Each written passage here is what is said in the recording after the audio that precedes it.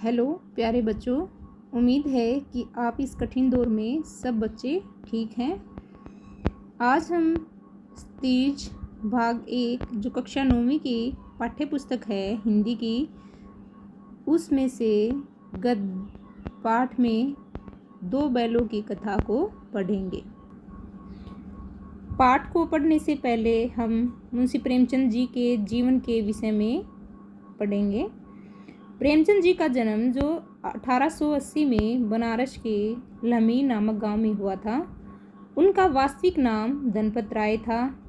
प्रेमचंद जी का बचपन है वो अभाव में बीता।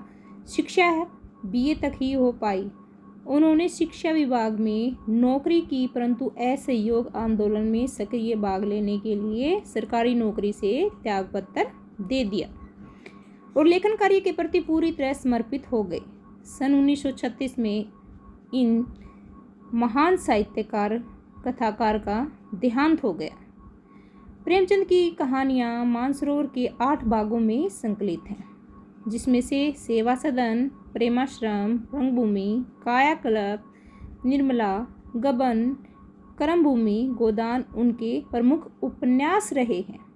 उन्होंने हंस, जागरण, माधुरी आदि पत्रिकाओं का संपादन भी किया। कथा साहित्य के अतिरिक्त प्रेमचंद जी ने निबंध भी और अन्य प्रकार का गद्य लेखन भी भरपूर मात्रा में किया। प्रेमचंद साहित्य को सामाजिक परिवर्तन का सशक्त माध्यम मानते थे। उन्होंने जिस गांव और शहर के परिवेश या वातावरण को देखा और जिया, उसकी अभिव्यक्ति उनके कथा साहित्य में मिलती है। किसानों और मजदूरों की दयनीय स्थिति, दलितों का शोषण होना और समाज में स्त्री की दुर्दशा और स्वाधीनता आंदोलन आदि उनकी रचनाओं के मूल विषय रहे हैं। प्रेमचंद के कथा साहित्य का संसार बहुत व्यापक है। उसमें मनुष्य की ही नहीं, पशु पक्षियों को भी अद्भुत आत्मीयता मिली है। बड़ी से बड़ी बात को सरल भाषा में सीधे और संक्षेप में कहना प्रेमचंद के लेखन की प्रमुख विशेषता है। उनकी भाषा सरल, सजीव, मुहावरेदार है। उन्होंने लोक प्रचलित शब्दों का प्रयोग बड़े ही कुशलतापूर्वक किया है। 2 बैलों की जो कथा है, उसके माध्यम से प्रेमचंद ने जो हमारा कृषक समाज है, पशु है, उनके भावात्मक संबंध का वर्णन किया है।